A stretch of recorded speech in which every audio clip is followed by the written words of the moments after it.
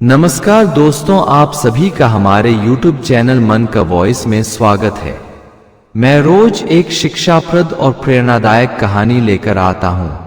चलिए कहानी शुरू करते हैं। कहानी का शीर्षक है एक अकेला ग्वाला और उसकी कुल्टा पड़ोसन। एक नगर के पास एक गांव में दो ग्वाला रहा करते थे। वह आपस में परम मित्र थे। एक का नाम भरबितन था तथा दूसरे का नाम डेढ़बितन था, जो एक धूर्त और बहुत लालची किस्म का आदमी था। दोनों अपने नाम के अनुसार ही छोटे और बड़े थे। भरबितन की लंबाई कम थी, अर्थात बौना था, वहीं डेढ़बितन लंबाई में बड़ा था। दोनों की जीविका के साधन एक एक भैंस थी, जो दोनों की रोजी रोजगार की प्रमुख साधन थी। दोनों अपनी अपनी भैंस लेकर रोज जंगल में चराने ले जाया करते थे। जंगल दूर था तो डेढ़बितन अपनी भैंस पर बैठकर आराम से जंगल चला जाता था, जबकि भरबितन बहुत प्रयास के बाद भी भैंस के ऊपर नहीं चढ़ पाता था। इस बात पर डेढ़बितन उस पर खूब हंसता और उसकी खिल्ली उड़ाता। एक दिन भरबितन भैंस की पूंछ पकड़कर उस पर चढ़ने का प्रयास कर रहा था कि भैंस ने उसके ऊपर गोबर कर दिया, और गोबर इतना ज्यादा कर दिया कि भरबितन उसमें फंस गया। उसने डेढ़बितन से सहायता मांगी कि मित्र, मैं मुसीबत में फंस गया हूं, तुम जल्दी से मेरी सहायता कर दो। डेढ़बितन अपने मित्र की सहायता करने के बजाय मदद करने से साफ मना कर दिया। बोला, तुम्हारे लिए अपना महंगा कपड़ा खराब नहीं कर सकता, और तुम्हें निकाल भी दूं तो मुझे कोई लाभ नहीं होने वाला। अब तुम गोबर में ही भगवान का नाम लो और चुपचाप गोबर में पड़े रहो। डेढ़बितन बहुत ढिठाई के साथ वह अपनी भैंस और भरबितन की भैंस लेकर जंगल में चराने चला गया। उसके मन में बेईमानी बैठ गई। वह धूर्त तो पहले से ही था, मगर अपने मित्रा से धूर्तता करने में संकोच करता था। लेकिन आज विपत्ति में भरबितन को देखकर उसके मन का छुपा शैतान जाग उठा। उसने सोचा, क्यों ना उसकी भैंस को बेच दूं, उसके कुछ पैसे मिल जाएंगे। भरबितन तो अब गोबर से बाहर निकलने से रहा। इस जंगल में उसकी सहायता को कोई आने वाला है नहीं। उसमें पड़े पड़े कुछ देर में मर जाएगा। अब भैंस हमारी हो गई है, उसे अभी कोई जुगाड़ लगाकर बेच देता हूं। फिर उसने सोचा, अगर भैंस को घर लेकर गया तो उसकी पत्नी भैंस वापस ले लेगी, फिर भरबितन के विषय में पूछेगी। मगर जब भैंस बेच दूंगा तो मेरे पास उसे जवाब देने का बहाना मिल जाएगा। उसकी पत्नी से कह दूंगा कि वह मेरे साथ आज नहीं गया था, वह तो सुबह में ही जंगल के दूसरी तरफ चला गया था। उसकी पत्नी को बोल दूंगा कि तुम उसका खुद पता लगाओ। अभी ये बात सोच ही रहा था कि उसे एक कसाई आता दिखाई दिया।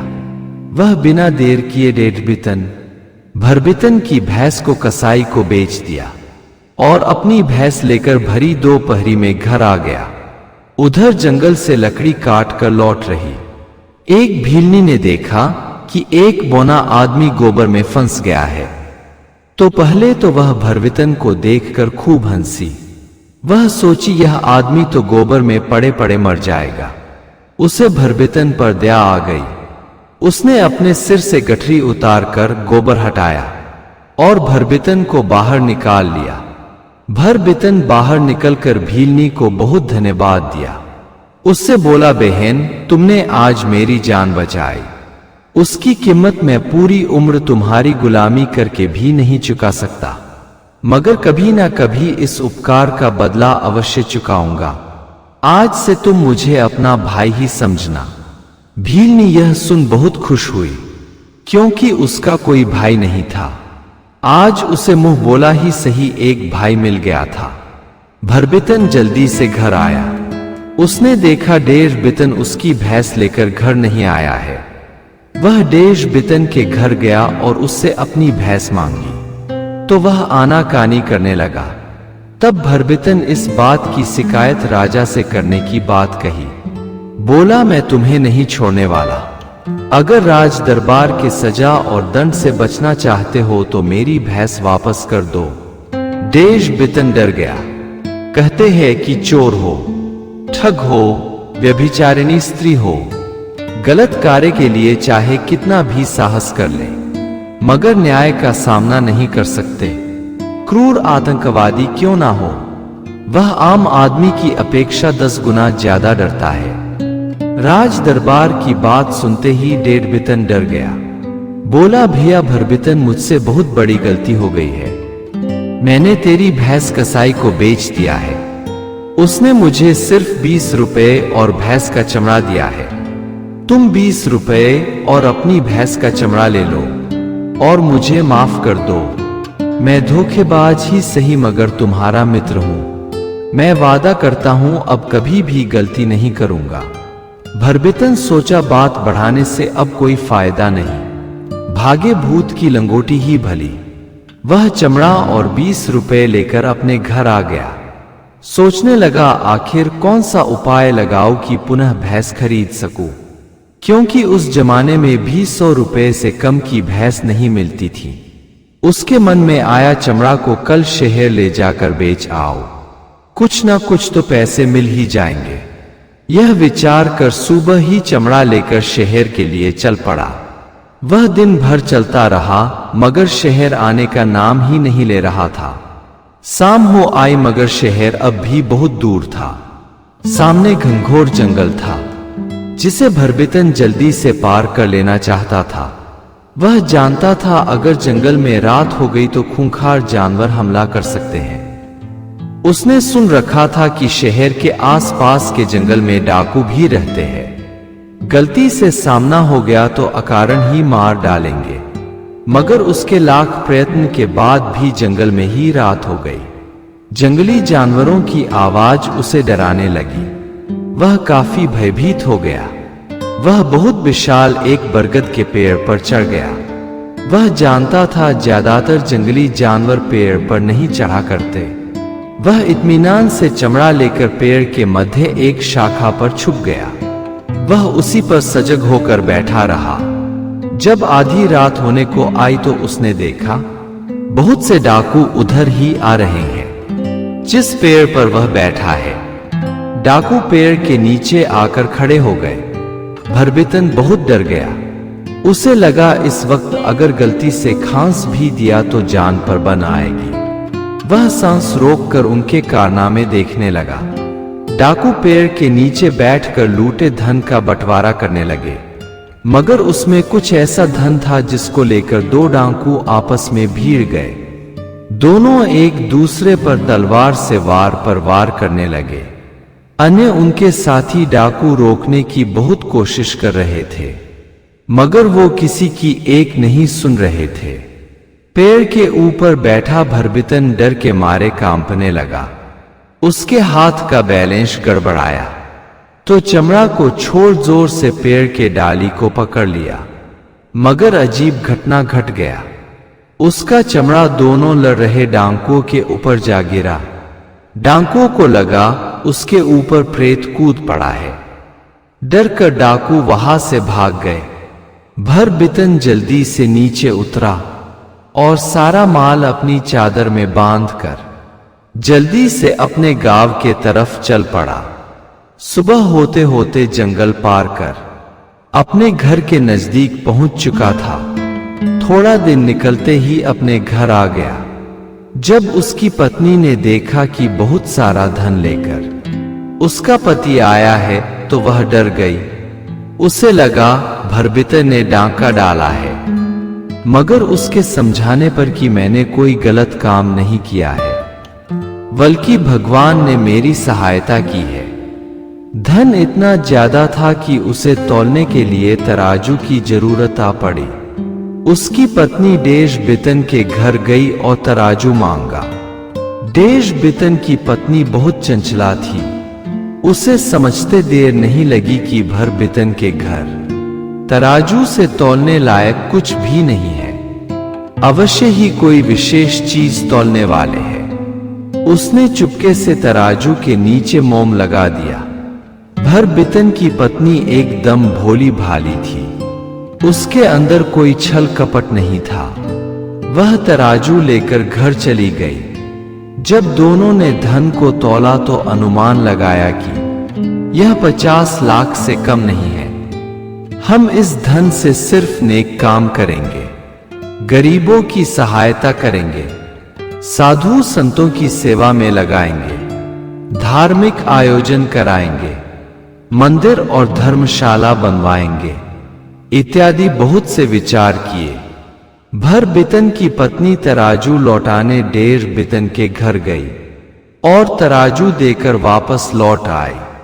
उधर डेढ़ बितन की पत्नी तराजू पलट कर देखी तो आश्चर्यचकित हो गई।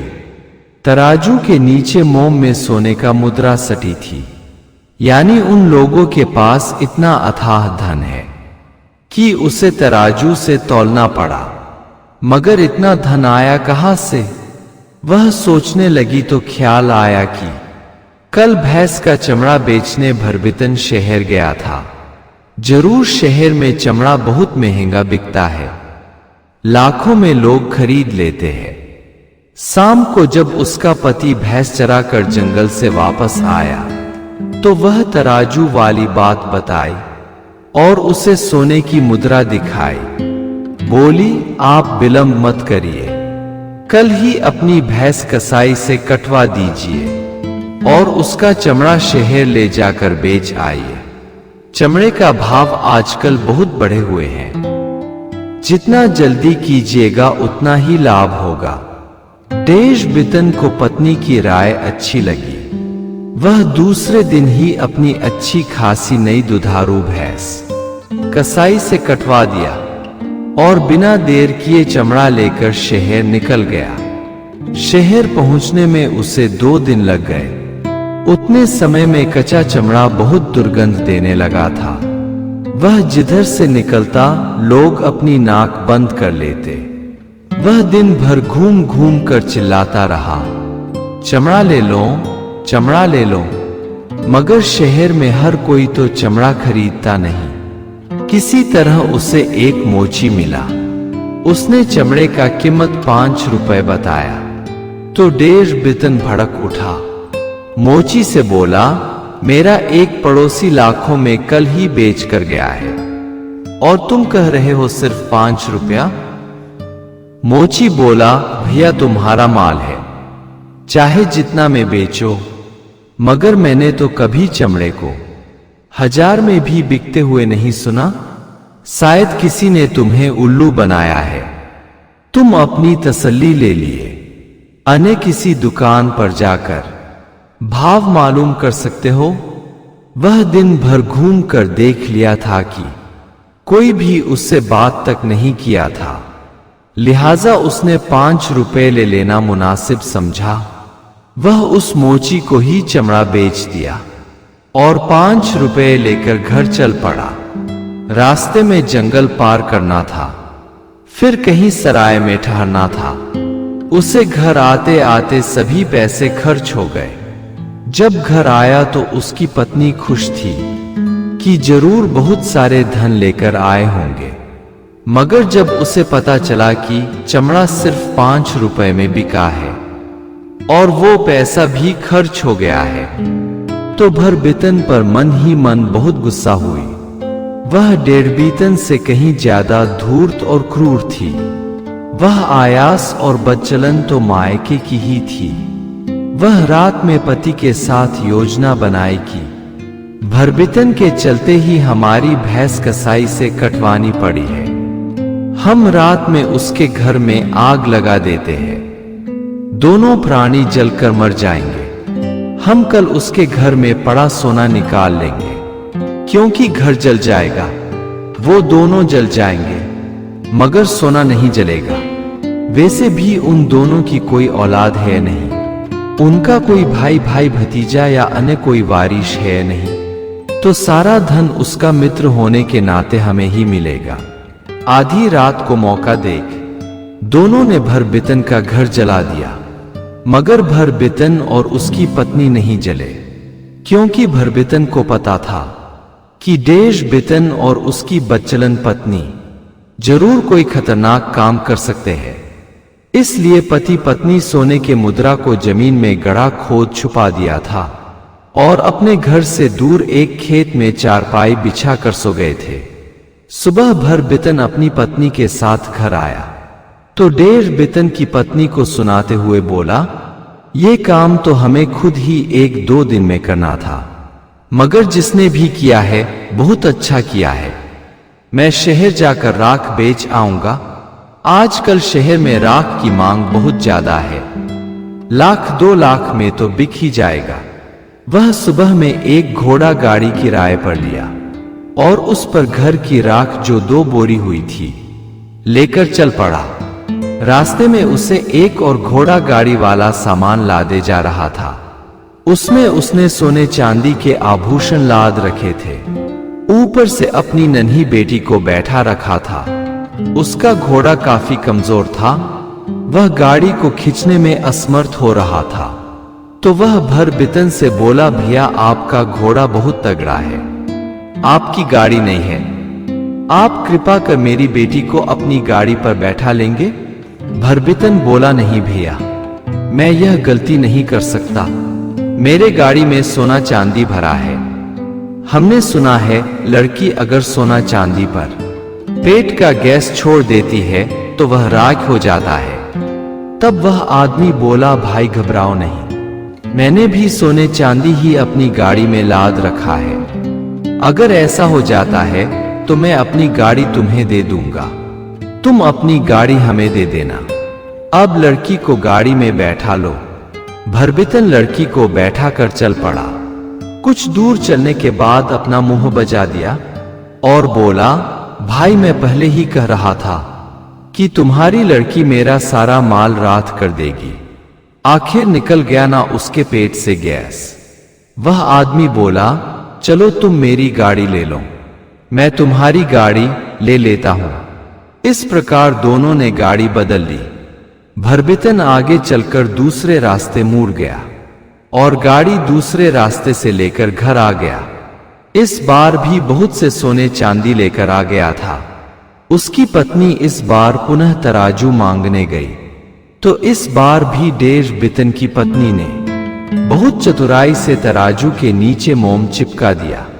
सब माल तौलने के बाद भरबितन की पत्नी उसे जलाने के लिए तराजू के नीचे 2 असरफिया चिपका कर उसके घर दे आई और उसकी पत्नी से बोली, बहन, शहर में राख की इतनी मांग है कि राख सोने के भाव बिक गया। मेरे पति बहुत पछता रहे हैं कि काश 2-4 बोरी और राज होती तो मजा आ जाता। डेर बितन की पत्नी तराजू पलट कर देखी तो उसकी आंख फटी की फटी रह गई। इस बार 2 स्वर्ण मुद्रा सटे हुए थे। डेर बितन और उसकी पत्नी ने फैसला किया कि हम भी अपना घर फूंक कर उसकी राख शहर में बेच आएंगे। पिछली बार शायद हमने जाने में देर कर दी थी, मगर इस बार यह शुभ काम अभी करेंगे। और इस तरह भरी दोपहरी में दोनों ने अपना घर खुद जला दिया। उसने भी किराए पर एक तांगा लिया और राख लेकर शहर को चल पड़ा। शहर में घूम घूम कर दिन भर चिल्लाता रहा, भाई राख ले लो। तत्काल का घर फूंका हुआ, तरोताजा राख ले लो। मगर शहर में राख कौन खरीदता है, अर्थात किसी ने नहीं लिया। तो निराश हो घर लौटने लगा। रास्ते में एक किसान अपने खेत के लिए 50 पैसे में राख खरीद लिया। डेर बितन काफी गुस्से में घर आ गया और सोचने लगा, किसी तरह भरबितन को ठिकाने लगा देता हूं, उसके बाद उसकी पत्नी मेरे पास आकर रोएगी, गिर गिराएगी, उसे भी अपनी पत्नी बना लूंगा और उसके अथाह धन पर जिंदगी भर ऐश करता रहूंगा। एक दिन भरबितन नदी स्नान को गया हुआ था। वहां डेर बितन भी पहुंच गया। उसने देखा आसपास कोई नहीं था। उसके लिए अच्छा अवसर था भरबितन को ठिकाने लगाने का। उसने भरबितन का हाथ पैर बांधकर नदी में बहा दिया। सोचा साला डूब कर मर जाएगा। गांव में आकर खूब प्रचार भी किया कि भरबितन नदी की तेज धार में बह गया है। मगर भरबितन की पत्नी पर उसकी बात का कोई असर नहीं हुआ। वह डेढ़बीतन से कोई सहायता मांगने नहीं गई। उसे पता था कि लालची आदमी किसी का भी उपकार नहीं कर सकता, बल्कि किसी के दुख में भी अपना लाभ तलाशता है। वह उसके चंगुल में नहीं फंसने वाली थी। वह जानती थी उसका पति बहुत अक्लमंद है, हर समस्या का हल निकाल लेता है। वह अपनी अक्ल से मौत को भी चकमा दे सकता है। उधर भरबितन पानी में बहता हुआ जा रहा था कि एक ग्वाले की नजर पड़ गई। उसने पानी में कूदकर भरबितन को बाहर निकाल ले आया। वह ग्वाले के साथ 2-4 दिन रहकर अपने घर जाने की इच्छा प्रकट की। तो ग्वाला बोला, भाई मेरे पास बहुत से बैल हो गए हैं, तुम उसमें से 2-4 लेते जाओ।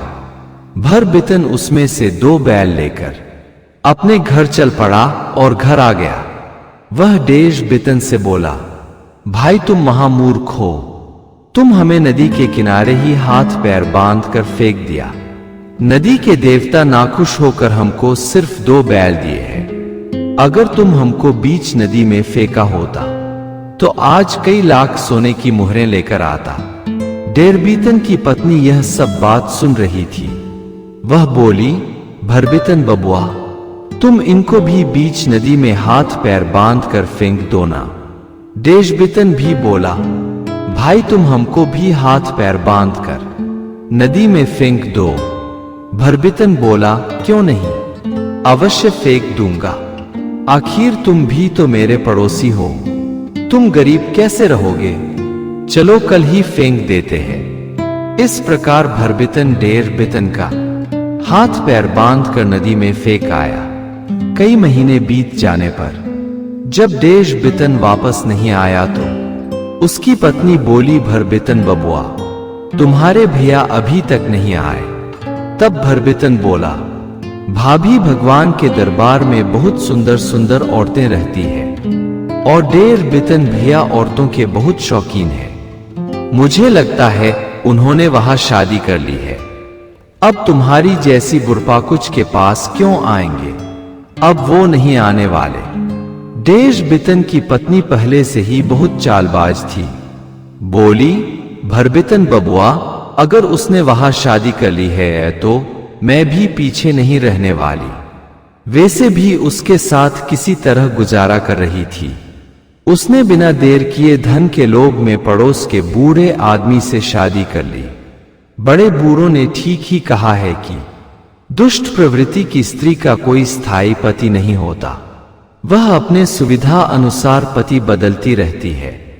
भरबितन को भीलनी याद आई, जिसे वह अपनी बहन बनाया था।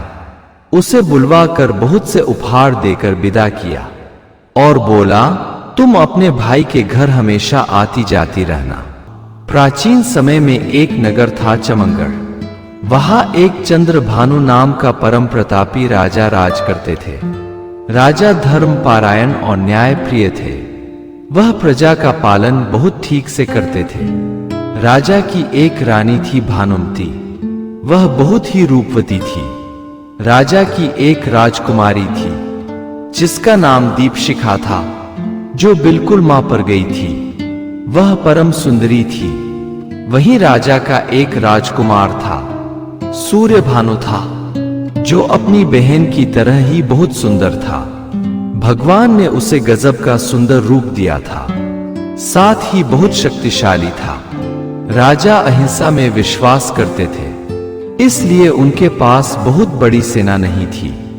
राजा का एक पड़ोसी राजा था जिसका नाम दुर्मुख था। वह बहुत क्रूर और अत्याचारी राजा था। वह एक स्त्रीलोभी राजा था। वह जब भी किसी दुश्मन राजा पर आक्रमण करता तो जीतने के बाद धन भले ही कम लाता, परंतु उस राजा के रानी और राजकुमारियों को अवश्य साथ ले आता और उनके साथ बहुत क्रूरता से व्यभिचार करता। वह पशु से भी बदतर राजा था। उसकी उम्र भी कोई कम नहीं थी। वह चौथेपन भी पार कर रहा था, परंतु उसकी वासना की भूख नहीं मिटी थी। एक दिन दुर्मुख को उसके गुप्तचरों ने बताया कि महाराज, इस वक्त सारे संसार में सबसे मदमस्त और सबसे सुंदर राजकुमारी दीपशिखा है। राजा दुर्मुख गुप्तचरों से पूछा कि कौन है दीपशिखा, कहाँ रहती है, किसकी बेटी है। तब गुप्तचरों ने बताया कि महाराज, वह आपके पड़ोसी राजा चंद्रभानु की पुत्री है। राजा दुर्मुख खूब जोर से हंसा और बोला, अच्छा, उस मच्छर के पास इतनी सुंदर राजकुमारी है। वह इतना कमजोर राजा है कि उसके पास युद्ध का निमंत्रण भेजने में भी शर्म महसूस हो रही है। दुर्मुख ने अपने मंत्री को बुलाया और बोला कि भेंट के बच्चे चंद्रभानु को खबर भेजवाओ कि वह मीठे आम और उसके पेड़ को हमारे पास 1 सप्ताह में भेज दे, वरना हम उसका सर्वनाश कर देंगे। मंत्री बोला, क्षमा करें महाराज, आपकी बात हमारी समझ में नहीं आई। आप आम और पेड़ के लिए युद्ध काहे करेंगे। दुर्मुख बोला, मूर्ख मंत्री, मैं चंद्रभानु की रानी और राजकुमारी की बात कर रहा हूं। मंत्री थोड़ा धार्मिक था, उसे राजा के पशुओं वाला व्यवहार बहुत बुरा लगता था। वह सोचता कि इस संसार में कोई भी इंसान इतना गिरा नहीं होगा कि मां और बेटी दोनों से संबंध स्थापित करे, परंतु उसकी विवशता थी। राजा के सामने अपना मुंह नहीं खोल सकता था, परंतु वह जानता था कि इस पापी का पाप का घड़ा किसी न किसी दिन अवश्य भरेगा और उस दिन गेहूं के साथ घुन भी पीस जाएगा। वह भारी मन से राजा चंद्रभानु को संदेशा भेजवाया कि वह अपनी इज्जत मान सम्मान सब दुर्मुख को सौंप दे। रानी और राजकुमारी दोनों उस कसाई के हवाले बलि चढ़ने के लिए भेज दे, नहीं तो 1 हफ्ते बाद बहुत रक्तपात के बाद चंद्रभानु का सर्वनाश कर रानी और राजकुमारी दुर्मुख की हो जाएगी। राजा चंद्रभानु का जब यह पत्र मिला तो उसके पैरों के तले की जमीन खिसक गई। वह सोचने लगा कि हमारे पास तो दुर्मुख से लड़ने लायक सेना ही नहीं है, अर्थात वह लुटेरा रानी और राजकुमारी को लूट ले जाएगा। तभी दरबार में राजकुमार सूर्यभानु आ गया। वह अपने पिता को देखकर बोला, पिताजी, आज आप बहुत चिंतित लग रहे हैं। राजा ने उसे वह पत्र सौंप दिया। राजकुमार उस पत्र को बहुत ध्यान से पढ़ा, फिर पिता से बोला, बस आप इतनी सी बात के लिए चिंतित हो रहे हैं। आप राजकुमारी और रानी को दुर्मुख के पास भेजने की तैयारी करें। हम सिर्फ 2 स्त्रियों के लिए अपनी प्रजा पर अत्याचार नहीं करा सकते।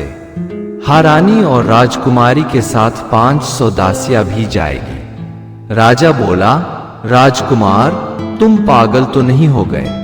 तुम अपनी मां और बहन के लिए क्या बोल रहे हो? राजकुमार बोला, आखिर इसके अलावा हमारे पास कोई चारा भी नहीं है। आपने अपनी सुरक्षा के लिए सेना बनाई ही नहीं है। आप अहिंसक हो तो ये त्याग तो हमें करना ही पड़ेगा। हम अगर स्वेच्छा से भेज देते हैं तो हमारी जान बच जाएगी, नहीं भेजते हैं तो हमें मारकर रानी और राजकुमारी को ले जाएगा, परंतु ले अवश्य जाएगा। इतना कह राजकुमार रानी और राजकुमारी के पास गया। उन्हें भी इस बात की भनक लग गई थी। दोनों बहुत भयभीत थी। तभी राजकुमार ने उनके कान में कुछ कहा। उसके बाद रानी और राजकुमारी के चेहरे खिल उठे। दोनों बोली, अवश्य ही हम दुर्मुख के पास जाएंगे। यह सब देख राजा पागल हुआ जा रहा था। वह देख रहा था कि राजकुमार, राजकुमारी और रानी को दुर्मुख के पास भेजने को तैयार है और रानी और राजकुमारी उसके पास जाने के लिए उतावला हो रही है। राजा चंद्रभानु को समझ नहीं आ रहा था कि अब क्या करे। उसने अपने राजगुरु चंद्रचूड़ को बुलाया और स्थिति से अवगत कराया। तब राजगुरु राजा से बोले, महाराज, राजकुमार ठीक ही तो कह रहे हैं और राजकुमारी और रानी भी अपनी जगह पर बिल्कुल ठीक हैं।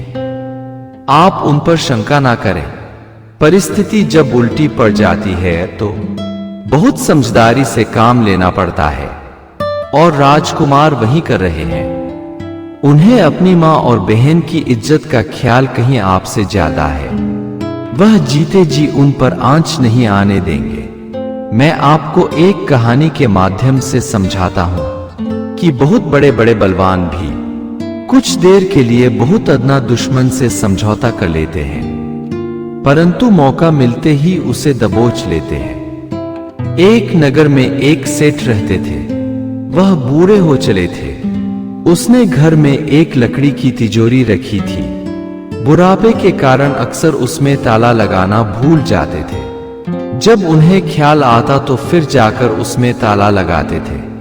एक दिन अलमारी खुला छोड़ सेठ घर से बाहर चले गए। उधर उनके घर से बाहर एक सर्प एक चूहे का पीछा कर रहा था। चूहा भागकर सेठ के घर में चला गया और अलमारी खुला देख उसी में घुस गया। सांप भी चूहे का पीछा करते हुए अलमारी में घुस गया। उधर सेठ को ख्याल आया कि आज तो मैंने अपनी अलमारी बंद ही नहीं किया है। तो वह जल्दी से घर में आया और अलमारी में ताला लगा दिया। सर्प और चूहा अलमारी में ही बंद हो गए। अलमारी के अंदर सांप और चूहे का आमना सामना हो गया था। चूहा थरथर कांप रहा था। सर्प चाहता तो उसे तत्क्षण कटक जाता, परंतु उसने ऐसा नहीं किया। उसे अलमारी से बाहर निकलना था और अलमारी से बाहर उसे चूहा ही निकाल सकता था। तब सर्प ने थर-थर कांप रहे चूहे से बोला, प्रणाम चूहा मामा, आप मुझसे इतना भयभीत क्यों हो? आप नहीं जानते हो क्या उस खबर को? अरे हम सर्पों ने एक मीटिंग किया था कि हम अब चूहे को कभी नहीं मारेंगे। चूहा ही है जो हमारे रहने के लिए मांद बनाते हैं और उनके इस उपकार के बदले हम उन्हें देते तो कुछ नहीं, उल्टे मार कर खा जाते हैं। तो हमारे सरदार ने कल ही फैसला लिया कि अब हम कभी भी चूहों को नहीं मारेंगे। यही समाचार सुनाने के लिए मैं आपका पीछा कर रहा था, परंतु आप हैं कि भागे जा रहे हैं। और यह शुभ समाचार सुनाने के लिए मैं इतना उतावला था कि इस अलमारी में घुस गया। अब यहां आपके साथ फंस गया हूं। अब आप ही हो जो मुझे यहां से निकाल सकते हो। चूहा डरते डरते बोला, मैं यहां से निकालने का व्यवस्था तो कर दूंगा, परंतु तुम मुझे खाओगे तो नहीं। सर्प बोला, मामा गजब करते हो। तुमने कभी सुना है कि कोई भांजा अपने मामा को खा गया हो? चूहा बोला, कभी सुना तो नहीं, परंतु मुझे बहुत डर लग रहा है। सर्प बोला, मामा डर त्यागो और अलमारी को काट डालो। चूहे ने अपने तीखे दांतों से अलमारी को काट दिया। वह सर्प से बोला, भांजा पहले तुम बाहर निकलो, पीछे से मैं आता हूं। सर्प बाहर निकल गया और चूहे के निकले का इंतजार करने लगा। चूहा जो ही अलमारी से बाहर निकला, सर्प ने उसे पकड़ लिया। चूहा बोला, भांजा ये क्या कर रहे हो? सर्प बोला, तुम्हें खा रहा हूं और क्या? चूहा बोला, और वो समझौता? सर्प बोला, अच्छा वो तो मुसीबत में फंसने भर के लिए था। और सर्प चूहे को निगल गया। राजगुरु ने बताया कि महाराज, इस वक्त दुर्मुख के गुप्तचर हमारे दरबार में फैले हुए हैं। राजकुमार गुप्तचरों को दिग्भ्रमित करने के लिए यह सब कर रहे हैं। उनकी योजना बहुत बड़ी है।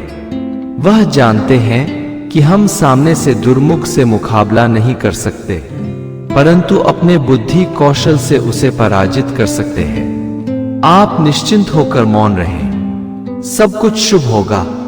7वां दिन भी आ गया। रानी राजकुमारी अपने 500 दासियां दुर्मुख के दरबार के लिए पालकी में बैठ प्रस्थान कर गई। राजा चंद्रभानु यह सब देख औंधे मुंह अपने कक्ष में जा गिरा था। वह रानी और राजकुमारी के दुर्मुख के पास जाने से सदमे में था। तभी रानी और राजकुमारी ने उसके कक्ष में प्रवेश किया। यह देख राजा चकित हुआ। वह रानी से पूछा, तुम लौट आए? रानी बोली, मैं गई कहा थी जो लौट आई। मैं तो यही थी, राजकुमारी भी यही है। हमारे दरबार की कोई स्त्री दुर्मुख के पास नहीं गई है। दुर्मुख के पास रानी बनकर हमारे राजगुरु का पुत्र वीरभद्र गया है और राजकुमारी बनकर हमारे राजकुमार गए हैं। और वो 500 पालकियों में स्त्री बनकर हमारे खास वीर सैनिक गए हैं और पालकियों में जीतने का हार लगे हैं। सब एक से बढ़कर एक योद्धा है। भगवान ने चाहा तो सब शुभ होगा। आज की रात दुर्मुख की आखिरी रात होगी।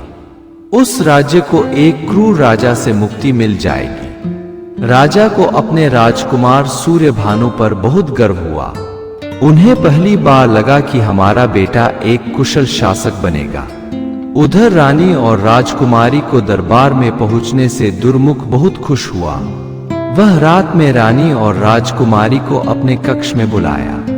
वह रानी और राजकुमारी से बोला, आज मैं दोनों से एक साथ सुहागरात मनाऊंगा। राजकुमारी बोली, पहले मैं आपसे गले तो मिल लूं। वर्षों से आपसे मिलने के लिए बेकरार थी। राजकुमारी बनी राजकुमार अपने मजबूत हाथों से दुर्मुख का गला पकड़ लिया।